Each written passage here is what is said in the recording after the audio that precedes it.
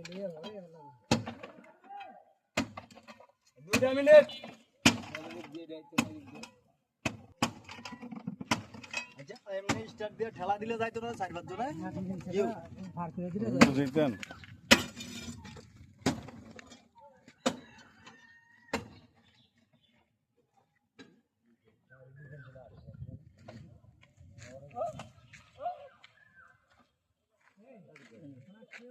খাইবেন গা আর মাছ ইয়ালো এত ঘোরাক না কই মারু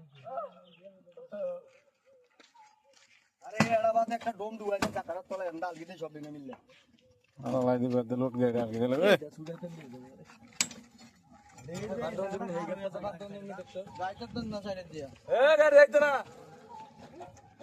হেললে উঠে এলাম কা দেখ সাইডে যাইবো কোনটা আরে গাইতো না ও মাথা আছে আমরা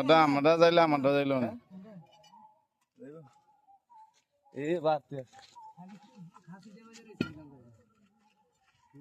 এ বাইঙ্গা হালা আমি বাজ যাবেন আমি দাউদ কিনে দেব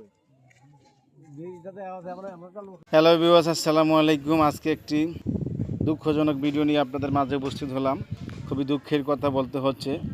এটা হচ্ছে আমাদের নিজ এলাকা জুরানপুর থেকে পাঁচগাছিয়ার রাস্তা এখানে এই ব্রিজটা দীর্ঘদিন যাবত এই ব্রিজটা ভেঙে গেছে এবং আগেও ভাঙ্গা ছিল এই গ্রামেরই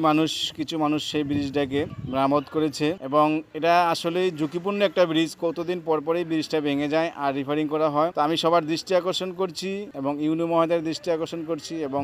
গলমারি ইউনিয়নের চেয়ারম্যানের দৃষ্টি আকর্ষণ করছি যে এই ব্রিজের প্রতি অতি দ্রুত ব্যবস্থা নেওয়া হোক এবং এই ব্রিজটা আপাতত রিপেয়ারিং করার ব্যবস্থা করা হোক সামনে ঈদ আসতেছে মানুষের জন্য খুবই ব্যাকওয়ার্ড হয়ে যাবে এবং চলাচল অনেক ঝুঁকিপূর্ণ হয়ে যাবে আসলে এই ব্রিজটা হয় ভেঙে যাইতো নাই নতুন হতো তাহলে আমাদের অনেকটাই ভালো হতো এবং মানুষ ভুক্তভোগীর শিকার না হতো দেখেন একটি গাছবাহী একটি গাড়ি সেখানে ডেবে যায় এবং খুবই ঝুঁকিপূর্ণ অবস্থা এবং এই রাস্তাটি খুবই ঝুঁকিপূর্ণ অবস্থা এবং এই রাস্তা দিয়ে জুরানপুর কলেজ হাই স্কুল মাদ্রাসা কিন্ডারগার্টেন সমস্ত স্টুডেন্ট যাতায়াত করে এই রাস্তাটা খুবই একটি জরুরি রাস্তা এবং সবাই ভিডিওটা শেয়ার করবেন অতি বেশি করে যেন ইউনো মহোদয়ের সামনে গিয়ে ভিডিওটা পড়ে